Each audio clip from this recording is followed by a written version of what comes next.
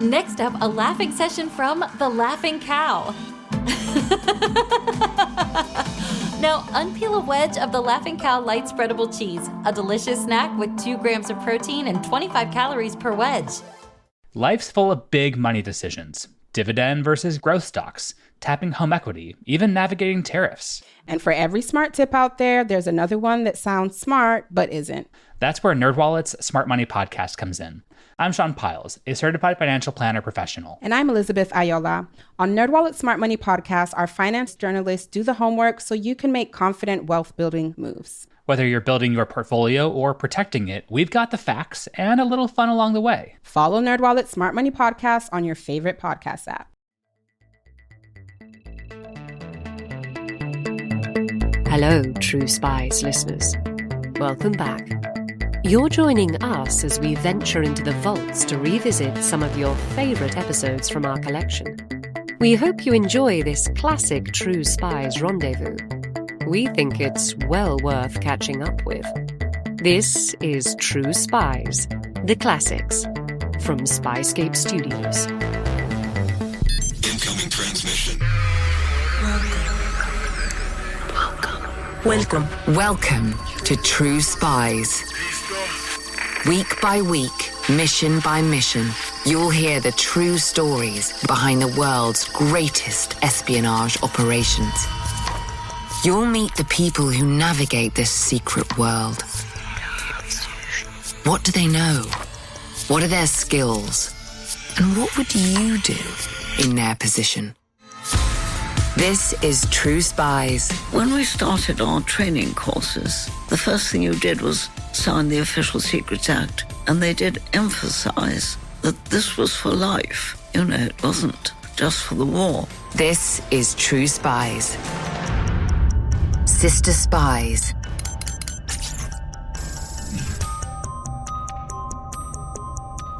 Can you keep a secret? You must, in fact, never divulge what you are about to learn. What if the lives of a nation depended on it? The Official Secrets Act was very strict, and the penalties to this day of breaking that act are extremely fierce. And once you signed it, you realized that you couldn't tell your family. We had a sort of cover story, obviously, that we work in radio, but otherwise we never let on that we were intercepting German radio. It's 1942. War rages on almost every continent. An 18-year-old spy, Pat Owtram, is posted to watch over the British coastlines. Her days and nights are spent intercepting secret messages sent by the enemy navy to their fleet prowling the North Sea and English Channel. She has signed the Official Secrets Act that binds her by law to never utter word of the clandestine work she is doing in those little camouflaged outposts. She has no idea that at the same time, her younger sister Jean is also a spy, working for the Special Operations Executive in Europe, decoding the encrypted messages sent by the Allied secret agents from their reconnaissance missions behind enemy lines. I was one of the specialists in disruptive messages, trying to sort them out, especially in the early hours of the morning. It could well be that somebody was under pressure, someone was approaching with a gun. It could be anything. They were desperate to get material out before they themselves were killed or taken prisoner or something terrible would happen. And you knew that their life was what you were trying to save. Bound by the law and fearful of the consequences, for more than 20 years, the two sisters would never tell each other about their secret lives during the war. Today, they'll be your guide to the highly classified intelligence operations that enabled the Allies to win the Second World War and liberate Europe. Now 97 and 95, Pat and Jean were teenagers when it was announced that Britain was at war with Germany. Living in a 15th century mansion surrounded by the green pastures of Lancashire in the northwest of England, the horrors of what was unfolding on the mainland under the Nazis was a world away. One Sunday morning, when we were on our way to the village church, we stopped and went into one of the local people's houses and listened to the declaration of war. And that consequently, this country is at war with Germany. And then went into church where the service continued with the appropriate prayers and so forth. And I remember feeling, good, I'm not going to miss it. I'm going to be part of this. I felt that we had missed all the great events of the past, but we were not going to miss this one. We should, with any luck, be there playing our part, and that was quite exciting. But the adults who'd remembered the First Great War weren't as excited as the children. I think it was very different for them because in the First War, our mother had been in the Land Army, the Women's Land Army. Our father had just got into the Royal Marines. So I think their reaction was very different. I remember my mother saying it was as if the 20 years between the war had never happened and we'd gone straight from the First War into the second one. They were not nearly as elated and thrilled as we were. They were much more, I think, seriously affected by it. Then, a new arrival at their family home put things into perspective for the girls. Our grandfather had Austrian refugee cooks and housemaids. I say it in the plural because they didn't always stay very long. But Lily Getzel was his cook, although she'd never had that job before, as a refugee. They didn't talk in great detail about what had happened to them. She didn't really tell us very much to begin with. Later on, I do remember her telling me about how her, I think, sister and sister's family had tried to cross the frontier into Czechoslovakia, and I don't think they managed to get out. And there were, stories about really the sort of brutal occupation by the Nazis of Austria. Yes, I think, obviously it was a terrifying moment for them when they had to break free and come over here. If they'd been caught, they'd be back in the concentration camps. And they didn't want to talk back. They wanted to look forward. As well as an insight into what was going on in Austria, Lily also gave the girls the core skill they would need to become World War II spies. Like the other ones who came, she didn't really speak English when she arrived. So Jean and I spent quite a lot of time, particularly in our holidays from school, talking with Lily and her colleague Edith Krochmalnik. And a lot of the conversation was in German, so that we both became pretty well bilingual in English and Austrian accented German. And we learned a lot about the Nazis and Hitler's occupation of Austria and so on. And as it turned out, it was very useful at that time to have the German language. Pat and Jean were focused on the moment they could sign up for service, excited by the doors this new skill could open. When she was 18, Pat took the first step on her path to becoming a spy. So I did do a secretarial course, and I had a job for 6 months at a literary agency in London. Not exactly what I was expecting. It might not have been very cloak and dagger, but moving from the rural safety of Lancashire to the big city, Pat got a first taste of the danger she was putting herself in. The blitzes were going full blast. The housekeeper took me round to show me my bedroom, and at that moment, the window bulged in like a bubble. All the glass burst. The landmine went off bang right outside the window. Housekeeper and I shot under the bed, and there was glass everywhere, but we were all right. It was a German landmine, and they used to come down silently by parachute and then explode. So it was my introduction to London and the blitzes, really. Talk about a baptism of fire.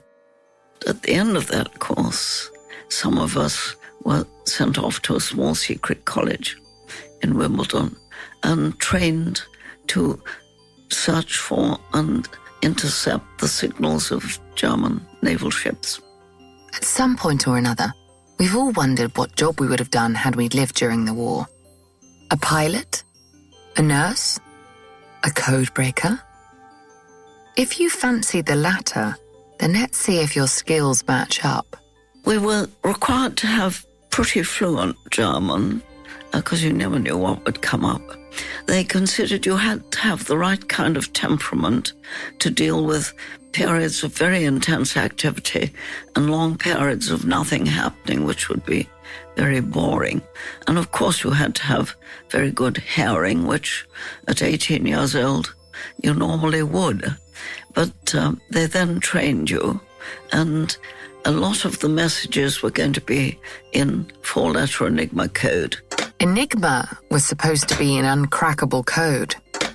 The Germans used it to send highly classified military information via the airwaves.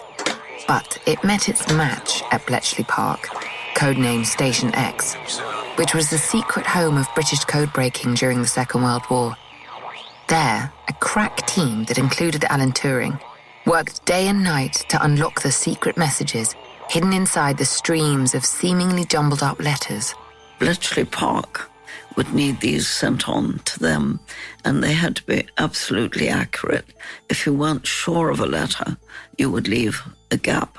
But what you never did was to hope you'd got it right. You would always be very accurate. And of course, we worked round the clock in watches, as they were called, 4 hours on, 8 hours off, because the German fleet was active at night as well as in daytime. And the most important requirement for this job was to keep your mouth shut. Keeping the Official Secrets Act means telling no one about what you do, not even your husband, your mother, or your children. And the penalties to this day of breaking that act are extremely fierce. Nowadays, leaking classified government information can land you with a lengthy prison sentence. But during the war, a traitor to Britain could face execution. So, you think you could handle that pressure? If you answered yes, then congratulations. You're ready for your first assignment. Spring is just around the corner. And if you've got big plans coming up, but no time to cook, that's where Factor comes in. Factor makes healthy eating easy, with fresh, fully prepared meals designed by dietitians and cooked by real chefs. Everything's made with quality, functional ingredients. Lean proteins, loads of colourful veg, whole foods and healthy fats, like the fantastic fajita-spiced shrimp and filet mignon. No refined sugars, no artificial sweeteners, and no refined seed oils. Just good, honest food that works around your goals, whether that's eating a bit healthier, managing calories, or getting more protein in. There's so much choice, too. Around 100 meals rotating every week, so you're not stuck eating the same thing on repeat.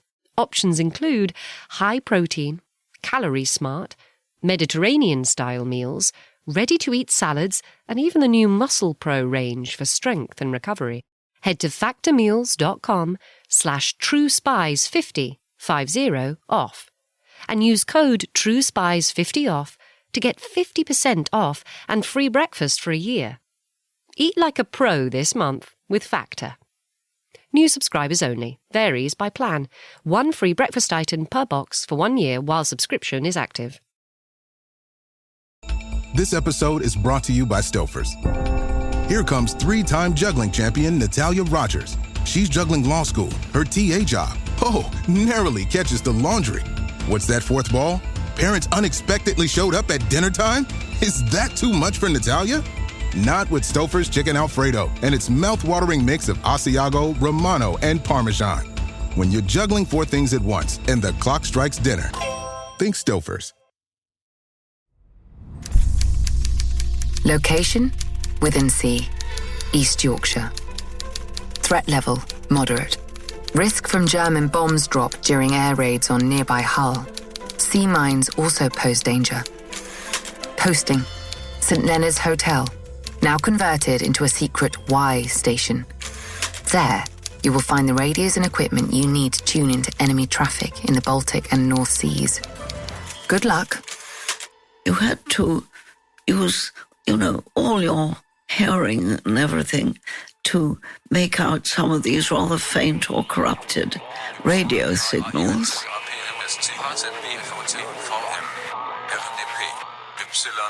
And you knew that they could be a matter of life and death. I mean, the German ship could be planning to attack a convoy, or they could have been laying mines off the east coast, which they did. You were very aware that it was a job that mattered, and that at 18 years old, you were really very lucky to be used to do this kind of interception.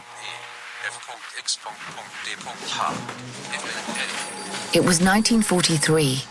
Pat and the other Y station codebreakers were intercepting 3,000 secret German messages every day. Meanwhile, back in London, Pat's younger sister Jean was sitting in a small room in the old vicarage of a church in central London in the middle of an interview. I had a long interview about things I was doing and interested in and so forth. And then my interviewer said, "Do you do crossword puzzles?" And I thought, oh dear, they've run out of suitable questions. I've missed my chance here. It sounds like an incongruous question to ask in a job interview. But if you've seen the movie The Imitation Game about the codebreakers of Bletchley Park, you'll remember a scene where cryptanalyst Joan Clark, played by Keira Knightley, turns up to a job interview only to be sat down to complete a crossword in a room full of others furiously scribbling away. She completes it in record time and is then taken to Bletchley Park to join the other codebreakers deciphering the Enigma code. This was actually how the British War Office found many of its brightest cryptologists during the war. They'd put out particularly challenging crosswords in national newspapers and ask for responses. Crosswords are human ingenuity versus human ingenuity. It's lateral thinking, about getting inside the mind of the game setter, in the same way codebreaking is about getting inside the mind of your enemy. So, if you have a penchant for crosswords, then maybe you should be considering a career in espionage. And I said, well, yes, I do crossword puzzles. I enjoy doing that. And then a few more questions. And then they said, right, they were taking me on as a member of the First Aid Nursing Yeomanry, which was one of the oldest of the women's associations, wartime ones, going back to the Boer Wars. And that I would come back in a week's time and I get uniform and I would be in. The First Aid Nursing Yeomanry, or Fannies, as it's abbreviated, was a unit which specialised in nursing and intelligence operations. Despite worrying she was too young to get her chance to join the war effort, Jean was in. She would be working for the Special Operations Executive in Baker Street in London. In Baker Street, Jean was receiving and deciphering the coded messages of Allied secret agents and resistance fighters. Secret agents working underground in Central Europe. I did work for a while with the ones working in France and Belgium and Northern Europe. The messages contained vital intelligence for the Allied military and the British War Office. Any troop movements, anything that the German army was doing, any agents that we had in Europe, and there were many of those who needed help, getting information back from them in code and decoding it and passing it through to the appropriate divisions and so forth. Jean would have known an enormous amount of classified intel. Just like her sister Pat, the codebreakers in Baker Street were sworn to secrecy. No one could know she was a spy. Although sometimes people did figure it out. I was stationed in London, going to Baker Street, which was the secret headquarters. I used to go on a bus every day, but getting off at different places so that they wouldn't know I was going to this particular secret center. But one day when I was coming back on the bus, I got on, and as I got onto the bus, I heard the conductor saying, "Any more spies?" And of course, everybody turned their heads round. Despite being outed by the local bus driver, Jean loved the work she was doing at Baker Street, and she was good at it. She quickly became known for having a particularly useful knack for deciphering corrupt messages with mistakes. I think we'd done things as children with our parents, connected with jigsaw puzzles, with all sorts of things where you had to use your mind to try and sort out what could have gone wrong if you didn't get the right answers and sort of thing. I find it was very familiar, this business of trying to correct a corruption. You would think, what is the most likely thing? This person is working under pressure, at speed, they've got confused with another course, something has happened. These were the messages spies would send when in the grips of the enemy and desperate to send word before they were taken hostage or worse. It's not an easy thing to remember at this distance because one was working at top speed and very often on a night shift because that's when messages tended to come through that were urgent. The daytime ones would usually be just information on getting more supplies or something like that. But if the enemy was on the doorstep and they were desperate to let you know, it probably was 2 o'clock in the morning. I think one was just aware, be on alert the whole time. Despite the bombs that periodically rained on London, Jean was fairly safe in the bowels of the Baker Street office. But her code-breaking mission was about to take her closer to the danger. She was being posted abroad. With no idea where she was going or if she'd even make it, Jean boarded a troop ship that sailed out of the safety of the harbour and into waters crawling with enemy submarines and U-boats. We got on board a ship at Liverpool and sailed out into the Atlantic, and then it turned sharp left and went down, and then sharp left again, and we were going through the rocks at Gibraltar, and we were allowed at that point to come up on deck. Women weren't allowed on deck at night, but we were allowed to go up and see this coming into the Mediterranean. And we sailed through the Mediterranean on the African side, and we went to Cairo, landed there, and then we had the opportunity of flying over to southern Italy, which I put my name down for, and I stayed in Bari, southern Italy, for the rest of the war. Despite being just 2 hours from the front line in Italy, Jean wasn't fazed. I was just so excited to be going into an action station instead of being somewhere in England or even the luxury of Cairo, where everybody was having a peacetime sort of life and seemed to have much more money than I had. So that when I arrived in Italy, I was into a war zone. And there were stark reminders of that everywhere. One time, Jean was hitchhiking from Florence and came across a lorry. The lorry stopped because another one had broken down. And I was talking to the people driving the lorry we were helping, and I said casually, what have you got in the back of this lorry? And they said corpses. And it was people who'd been killed in northern Italy, and they were taking them back for burial in Rome. And on the same trip, we passed a place on the side of the road, and there was a body lying there, and it was one of our own people. One was brought back to realizing this was not a game we were all playing. Bari, where Jean was posted, was on the southeastern side of Italy, perpendicular across the Adriatic Sea to Dubrovnik in Croatia, which was then part of Yugoslavia. At that point, Bari was part of Allied-occupied territory and served as a base for Jean to work with the undercover agents posted in the Balkans, predominantly in Croatia, Serbia, and Slovenia, gathering intel on Axis movements there. Although the Germans were retreating, they weren't retreating everywhere by any means, and there were still a lot of people in great danger, and we wanted to get help to them as fast as we could. And back home in Britain, the Allies were aware of the imminent need to act. June 1944. The D-Day preparations are underway. Pat Owtram is posted to Dover on the south coast, just 20 miles from occupied France over the English Channel. We were so near France, actually. You could see the sun glistening on the windscreens of the cars going up and down the cliffs opposite.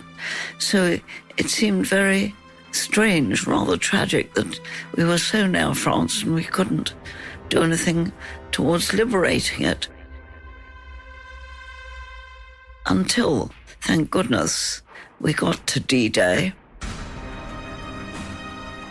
We didn't know exactly when it was going to be, but we did see going past under our cliff convoy after convoy of empty landing craft and other shipping.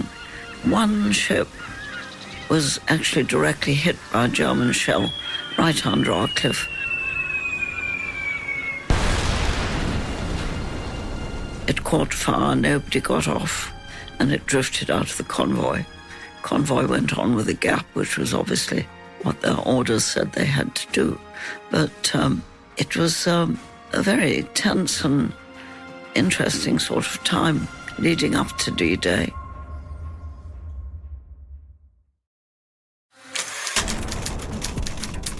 June 6th, 1944. 0600 hours. 156,000 American, British and Canadian soldiers prepared to launch onto the beaches of Normandy in a grand offensive to take Europe from the Axis powers. Their plans are so secret that not even spies are told. The only news then was from normal radio bulletins. We didn't hear anything directly from the Navy. So to begin with, we really didn't know if it was going well or not so well. In the days after, the Allies swept across Europe, sometimes taking towns and strongholds quickly, while other times stopped and pushed back by barrages of heavy German fire.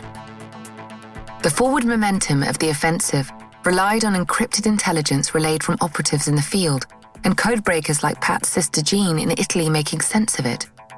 But not all the messages the codebreakers received were war secrets. Even in a war zone, with the enemy at the door, there was still time for a little flirting.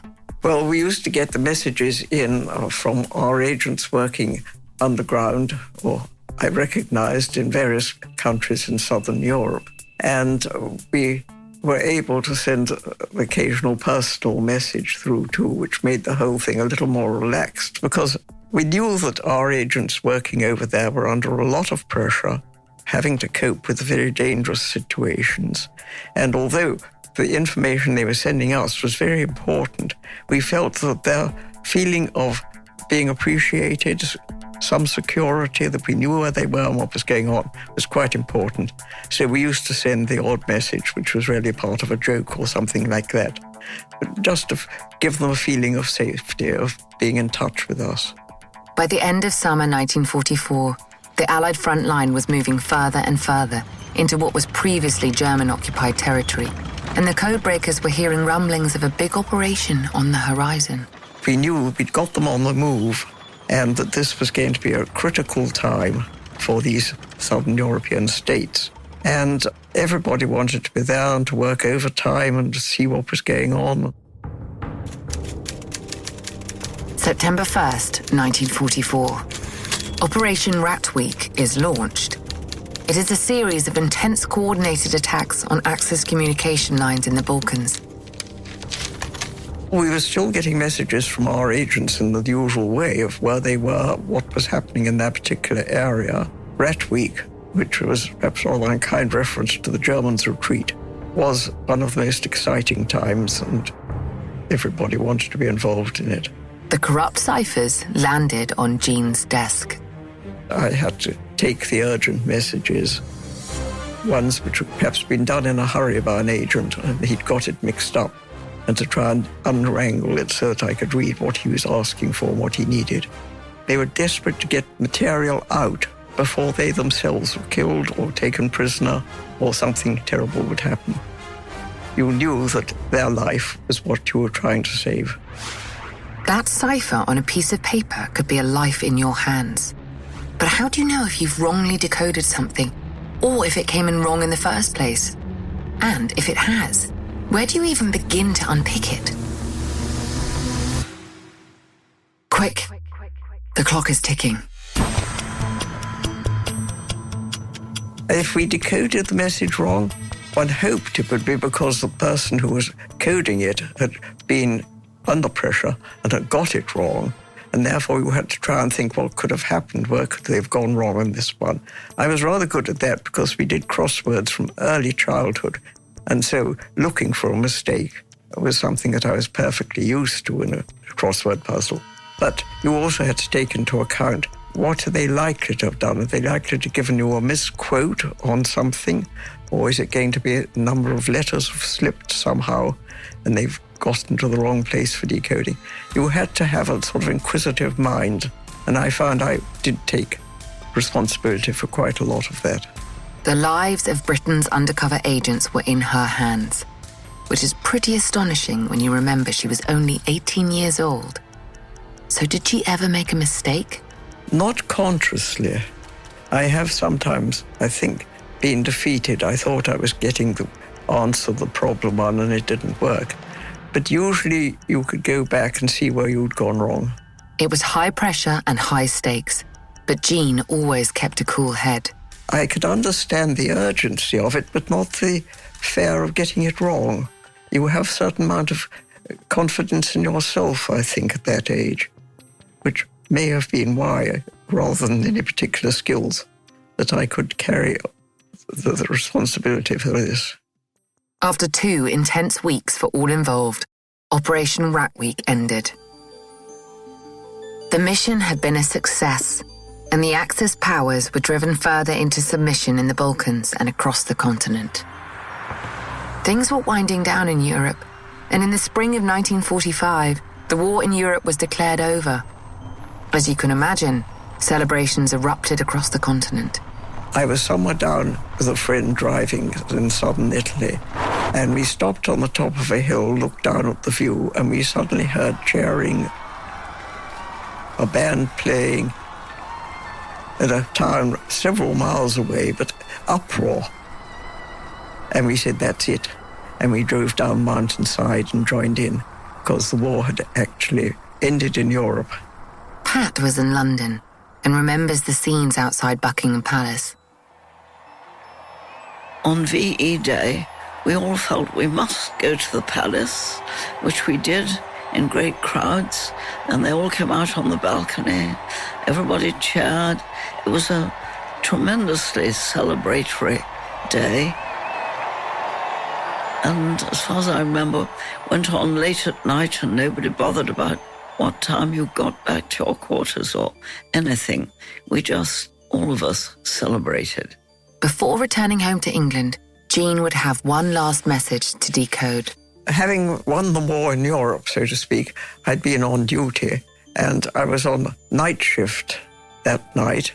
And so I'd gone to bed and everything had been wonderful. And I was woken up in the early hours of the morning because there was another message coming through, and it had got a clear the line, very important on it. So I didn't wake anyone else up. And I went along to decode this message. And I found it was telling all the troops in the north corner of Italy to be on standby for a cricket match that day, and no leave was to be given to anybody. And I thought, this is absolutely insane. Somebody's been drinking too much. But I better decode it and pass it through to the general in charge with my apologies, but this is what the message said. And I passed it through, and it was only years later that I discovered what had happened. In reality, there was no cricket match. It was a secret order instructing the Allied troops in northern Italy to stand on alert in anticipation of a land grab by General Tito, the leader of Yugoslavia, for the area of Trieste where Italy and Croatia meet. When Tito made his move to take the territory, the British troops were ready to swiftly shut it down before another conflict arose. Even with a hangover, Jean was still on her game.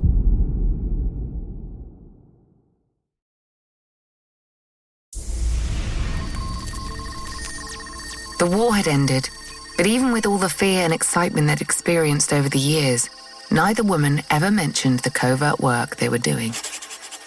We were always extremely close. We always wrote a lot of letters. Our mother was a great letter writing too.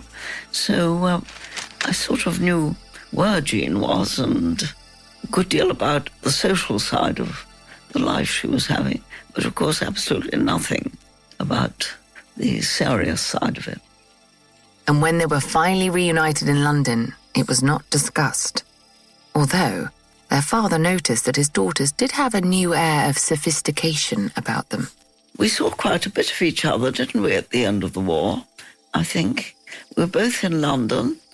Jean and I all went out to have dinner at the Mayfair Hotel.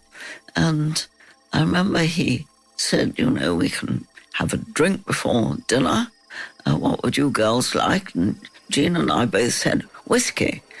And he looked quite appalled and he said, girls don't drink whiskey, have a sherry. And he just hadn't realised that since he went away, we had grown up quite a bit. In November 1945, Pat retired from the spy game and travelled to Norway to work as an archivist at the British Embassy in Oslo. Meanwhile, Jean took up a new role within the Fannies. She utilised those useful German language skills in a new line of work, homing refugees in London, many of whom were survivors liberated from the concentration camps across Europe. But she was hankering to go abroad again, to feel the same excitement she had code-breaking in Italy. Then, in a stroke of good fortune, she was appointed as personal secretary to Major General Sir Fitzroy Maclean, Churchill's special envoy to the Yugoslav leader, Josip Tito. He was the big boss, the head of the operation in the Balkans that Jean had been working on during the war. Back in the world of covert military operations, Jean's first mission took her back to Italy briefly, and then on to Austria, where she would, for the first time, witness the true horror of the Nazi regime. In September 1947, Sir Maclean and Jean arrived at Mauthausen, one of the largest and most notorious Nazi concentration camps. I had actually been into one of the big camps and had felt this instinct that something very evil has happened in this camp. I went to the trial of some people who had been in concentration camps and giving evidence against the people who had run the camps. And, of course, terrible stories were coming through. In a letter to her parents about the trial, Jean wrote, "They're trying 12 men who were connected with the biggest Austrian concentration camp, Mauthausen. It had a 90% death rate. The 12 prisoners are pure Hollywood, but far worse. They all look completely devoid of any reasonableness. The two worst are the doctor and the commandant, Winkler. Winkler was a gardener in an asylum before he was given Mauthausen. The doctor did all the things one reads about in the Sunday Dispatch, but it's frightfully hard to believe one's looking at a real person while the witnesses talk about him. It's as if anything so evil automatically becomes inhuman." One of them came onto the platform in front, and I was sitting in the audience watching, and I had this feeling of evil, which I'd had on the fields in the war camps as well, and it was very strong. I didn't want to stay. I didn't want to be there. I wanted to get away from this and pretend it had never happened, and you can't do that. Once it's happened, it's there for the rest of time. Of all the missions Jean undertook during the war, bearing witness to the Mauthausen trials affected her the most. I was doing things to try and take my part and to fight the enemy and all that sort of thing. It was enthusiastic. I was doing a job, and we won. But going back afterwards, working with the refugee camps and the people who had survived but had suffered, suddenly I was seeing it from the other side. And that came home completely different and took me by surprise. I was sort of shocked when I saw what it had been like for people who had not dressed up in nice uniforms like me and had a good time. This is what war was really about, and it was quite different. As the years wore on, the war loomed less large in people's lives. They didn't want to think about it anymore. In 1962, Pat took a job as a TV producer for the BBC, and Jean became a social worker. Still, they never spoke about their spy work. I don't remember talking to Pat all that much about what she did in the war, and vice versa, I think. We were busy building our new lives, and I went abroad as much as I could and got jobs overseas, and so we just didn't meet that often. Also gagged by the Official Secrets Act, the sisters took pride in honouring the oath of lifelong confidentiality. I think I would still take it extremely seriously today if I had to sign the Official Secret Act for any reason. And I have since sort of come across people working in our secret services quite a bit, and I would never dream of asking them things that I didn't think they wanted to let me know. But I think secrecy is a very important thing to keep in certain lines of work. But then, in the late 1960s, over 2 decades after war ended, when the sisters began noticing that never-before-seen testimonies from Bletchley Park codebreakers were being published, they decided to break their silence.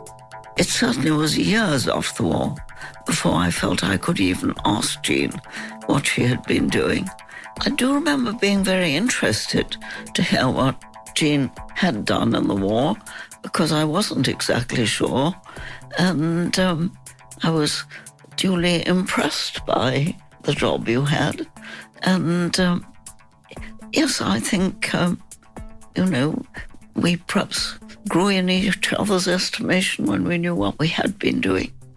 Over 7 decades later, it's no wonder that these code-breaking sisters still take such pride in themselves and each other.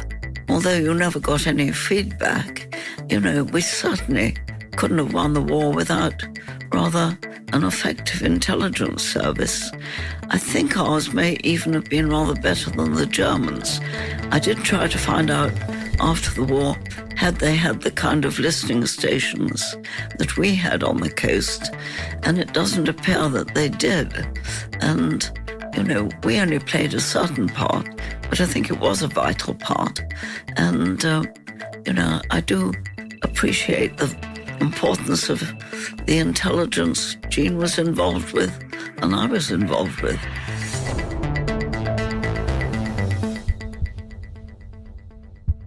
Thank you so much for tuning in to True Spies, the Classics, from Spyscape Studios.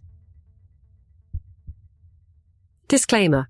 The views expressed in this podcast are those of the subject. These stories are told from their perspective, and their authenticity should be assessed on a case-by-case basis. If you're enjoying this podcast, please click now to give it a 5-star rating or leave a review. Ratings and reviews help people discover the podcast and help us bring you more great stories.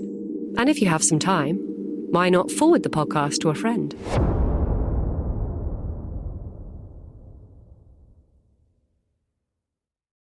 Porn is everywhere. Millions stream it every day, yet nobody seems to know who really controls the business. I'm Alex Barker. I'm a journalist at the Financial Times. Years ago, my fellow reporter Patricia Nielsen and I started digging into the porn industry to find out how the money flows. And in our new audiobook, The Kink Machine, The Hidden Business of Adult Entertainment, you'll hear our investigation into the power and influence that drives the most taboo corners of the internet. Find The Kink Machine, The Hidden Business of Adult Entertainment at pushkin.fm/audiobooks or at Audible, Spotify, or wherever you get your audiobooks.